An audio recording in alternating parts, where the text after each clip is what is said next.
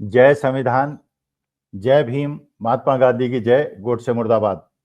देखिए, आज एक ऐसी घटना घटी है या घट रही है जिसपे बहुत सारे लोगों का दिमाग में प्रश्न आ रहा होगा। मेरे दिमाग में प्रश्न आ रहा है और सब सोच रहे होंगे कि अभी तक हम लोग जो कहते आए और जो सारे विश्लेषक और विशेषज्ञ कहते आए कि शेयर मार्केट गिर रहा है, लगातार गिर रहा है और बड़ी बुरी स्थिति है। सब कहते रहे कि विदेशी संस्थागत निवेशक बेच रहे हैं, भारत के संस्थागत निवेशक खरीद रहे हैं, भारत के छोटे इन्वेस्टर्स बेच रहे हैं और मार्केट गिर रहा है, लेकिन 20-25% अभी तक गिरा है। और उसका मुख्य कारण विदेशी निवेशकों द्वारा माल को बेचना है, शेयर को बेचना है और घबराहट की स्थिति थी।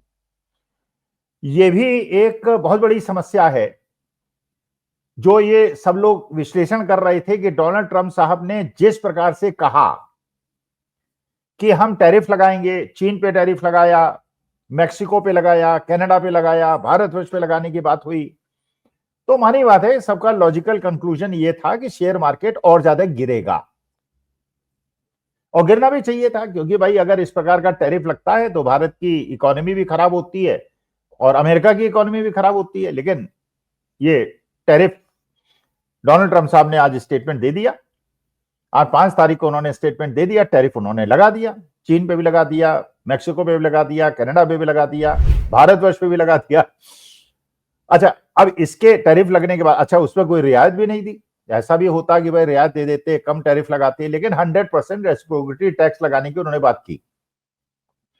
तो मानी बात है कि कोई भी जेन्युइन सोच रखने वाला ये सोचेगा कि भाई अब तो मार्केट गिरना चाहिए था। लेकिन आज बहुत दिनों के बाद एक सुखद अनुभव है कि आज भारत का शेयर मार्केट बढ़ा और न केवल बढ़ा, बहुत तेजी से बढ़ा। जो बड़ी कंपनियां हैं जिनको लार्ज मार्केट कैपिटलाइजेशन की कंपनियां कहती हैं, वो 1.5%, 1.25% बढ़ी। जो मिडिल लेवल की कंपनियां होती हैं, मिड कैप कंपनीज होती हैं, वो करीब 2.5% बढ़ी और स्मॉल कैप कंपनी जो छोटी कंपनियां होती हैं वो भी करीब 2.5% बढ़ी। तो सबसे ज्यादा जिनमें गिरावट हुई थी, लार्ज कैप में तो उतनी नहीं हुई थी, मिड कैप और स्मॉल कैप में हुई थी, वो ज्यादा बढ़ी और लार्ज कैप में बढ़ी। मतलब आज मार्केट के अंदर काफी रिकवरी हुई। तो लोग ये सोचने पे मजबूर होंगे और मैं तो हूं कि भाई अगर मार्केट लगातार गिर रहा था और आज अमेरिका ने इतना बड़ा झटका दिया, इसके बावजूद शेयर मार्केट क्यों बढ़ा और क्या ये शेयर मार्केट जो बढ़ा है ये बढ़ता रहेगा या ये दोबारा गिरेगा, या ये पॉजिटिव संकेत है या इसके पीछे कुछ और है। तो मुझे फितूर है इन सब शेयर मार्केट की इन चीजों का अध्ययन करने का, विश्लेषण करने का। तो मैंने इस पे विश्लेषण किया, तो जो मैंने सोचा और विश्लेषण किया आपके सामने रखता हूं। पहले ही बता देता हूं, मैं कोई स्टॉक ब्रोकर नहीं हूं, मैं कोई रिकमेंडेशन नहीं दे रहा हूं। मैं एक अध्यापक के रूप में इस सब्जेक्ट का छात्र होने की वजह से जो विश्लेषण मेरा है, और इसको आप कोई इसके बेसिस पे निर्णय न लें, अपने फाइनेंशियल एडवाइजर से बात करें या किसी से भी अप्रूव्ड ब्रोकर से बात करके करें। ये जो मेरा विश्लेषण है मैं कह रहा हूं, ये मार्केट अचानक आज क्यों बढ़ा, नेगेटिव इंफॉर्मेशन के बावजूद क्यों बढ़ा और क्या ये बढ़ा रहेगा या गिर जाएगा। इसके 3-4 विकल्प हैं जिस वजह से ऐसा हुआ होगा। नंबर 1 कि ये मार्केट में, शेयर मार्केट में ट्रेंड रिवर्सल है। ट्रेंड रिवर्सल का मतलब ये होता है कि अब मार्केट ने अपना बॉटम छू लिया है, ऊपर की तरफ चल दिया है। अगर आप शेयर मार्केट के पूरे ट्रेंड को देखेंगे तो ये जिगजैग मोशन में चलता है, साइन कर्व में चलता है। ये कभी स्ट्रेट लाइन में नहीं चलता। कभी ट्रेंड ऊपर की तरफ होती है, कभी ट्रेंड नीचे की तरफ होती है, कभी ट्रेंड समानांतर होती है। और पिछले 7 महीने से ये ट्रेंड नेगेटिव थी, उसके पहले ट्रेंड पॉजिटिव थी और आज ये ट्रेंड पॉजिटिव है। इसका मतलब यह है कि क्या शेयर मार्केट ने अपना बॉटम छू लिया है और ये बॉटम से ऊपर की तरफ जाने वाला एक विकल्प तो यह है। दूसरा विकल्प यह है कि नहीं, ऐसा नहीं है, ये डेड कैट बाउंस है। डेड कैट बाउंस का मतलब यह होता है कि जब बिल्ली मरने वाली होती है तो मरने से पहले, प्राण त्यागने से पहले उसमें एक उछाल आता है और उसके बाद वो गिर जाती है, खत्म हो जाती है। और ये आपने अपने यहां भी सुना है कि साहब जब मृत्यु आने वाली होती है तो उसके पहले अचानक ऐसा लगता है कि आदमी में जान आ गई और उसके बाद मृत्यु हो जाती है, या दिया बहुत बुझने से पहले बहुत तेज जलता है। ये सब हैं कहावतें और यही देख के बनाई गई हैं। तो क्या ये शेयर मार्केट का डेड कैट बाउंस है कि मरने से पहले या गिरने से पहले शेयर मार्केट ने एक उछाल मारी है और एक दो दिन के अंदर ये दोबारा गिरना शुरू हो जाएगा? मैं विकल्प दे रहा हूं, मैं कोई इंटरप्रिटेशन नहीं दे रहा हूं। ऐसा हो सकता है ये डेड कैट बाउंस हो। तो अगर इस विधा में, इस फिलॉसफी में आप विश्वास करते हैं तो आप ये मान के चलें कि अभी कोई बहुत ज्यादा विश्वास, अगर आप समझते हैं ट्रेंड रिवर्सल है और मार्केट अब ऊपर की तरफ जाएगा तो आप शेयर खरीदिए, बेचना बंद कर दीजिए।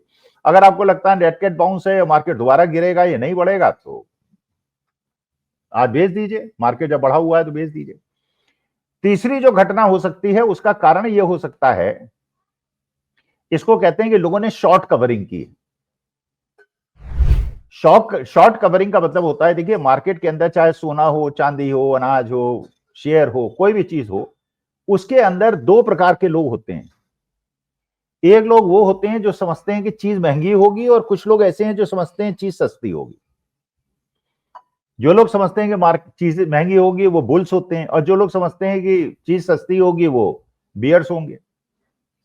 अच्छा, बुल्स चाहते हैं कि मार्केट को ऊपर की तरफ बढ़ाएं, बियर चाहते हैं मार्केट को नीचे की तरफ बढ़ाएं, गिराएं। बुल्स चाहते हैं कि वो चीज को खरीदें और बढ़ने के बाद बेचें और फायदा कमाएं। बियर चाहते हैं कि जब वो गिरने, उन्हें लगता है गिरेगा तो वो पहले बेच देते हैं और जब मार्केट गिर जाता है तो खरीद लेते हैं और पैसा कमाते हैं। तो दोनों का इंटरेस्ट अलग अलग है। जो बुल्स हैं वो भी ट्रैप बिछाते हैं बियर्स के लिए और जो बियर्स हैं वो भी ट्रैप बचाते हैं बुल्स के लिए, तो एक दूसरे को ट्रैप पे लेते रहते हैं। अगर 50% लोगों ने बुल्स की तरह काम किया, 50% ने बियर्स की तरह काम किया, तो बुल्स चाहेंगे मार्केट नीचे की तरफ चला आए जिससे कि उन्हें फायदा हो और बुल्स चाहेंगे मार्केट ऊपर की तरफ जाए जिससे उन्हें फायदा हो। और दांव कभी बुल्स का पड़ जाता है, कभी बियर्स का पड़ जाता है। तो आज के तारीख में जिन लोगों ने बियर की तरह शॉर्ट किया होगा मार्केट को, सोचा होगा कि मार्केट नीचे गिरेगा और फायदा कमाएंगे, हो सकता है कि बुल ने आज उन्हें ट्रैप कर लिया हो। और ट्रैप क्या कर लिया हो कि आपने सोचा कि मार्केट गिरेगा और बढ़ गया तो आप फंस गए, अब तो आपको नुकसान होगा। अब तो आपने सोचा था कि अभी बेच देते हैं, बाद में खरीद के कवर कर लेंगे, तो अब आपको बढ़े हुए दाम पे खरीदना पड़ेगा और जब खरीदेंगे तो ऊपर की तरफ मार्केट चलता चला जाएगा और जो जितनी जल्दी निकल जाएगा ठीक है, जो देर करेगा बहुत ज्यादा नुकसान करेगा। तो क्या ये एक प्रकार से बुल्स ने आज बियर्स को ट्रैप किया है और इसके बाद फायदा कमा के वो निकल जाएंगे, उसके बाद जो कल परसों होगा वो देखा जाएगा।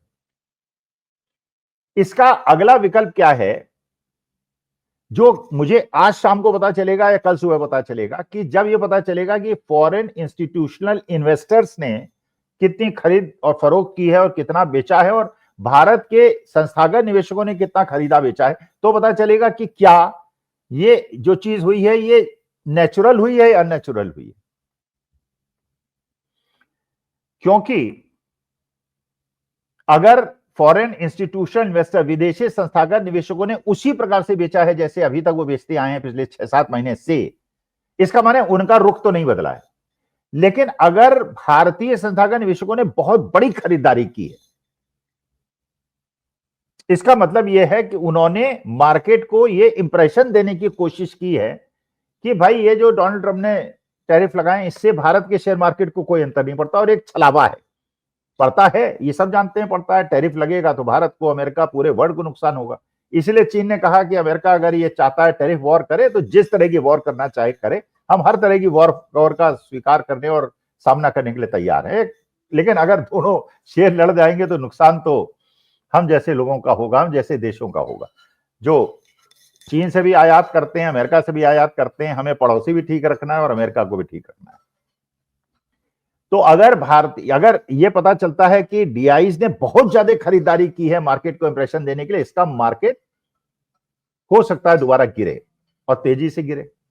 और अगर विदेशी निवेशकों ने खरीदा है, इसका माने उन्हें भारत के अंदर कुछ स्कोप दिखने लगा है और वो भारत के मार्केट में लौटने वाले हैं। जिस दिन विदेशी संस्थागत निवेशक भारत में लौट आएंगे उस दिन मार्केट बहुत तेजी से बढ़ेगा।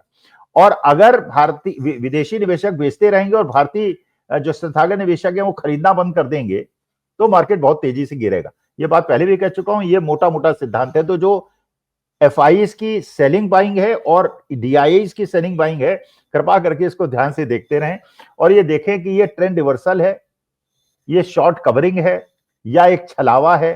क्योंकि आपका पैसा सुरक्षित आपको रखना है, तो ये थोड़ा अध्ययन जिन लोगों ने भी शेयर मार्केट में एलआईसी में इन्वेस्टमेंट कर रखा है उनके हित में है कि मेरी बातों को ध्यान रखें, ये वीडियो को सुने और उसका विश्लेषण करें। नमस्कार, धन्यवाद और प्रणाम।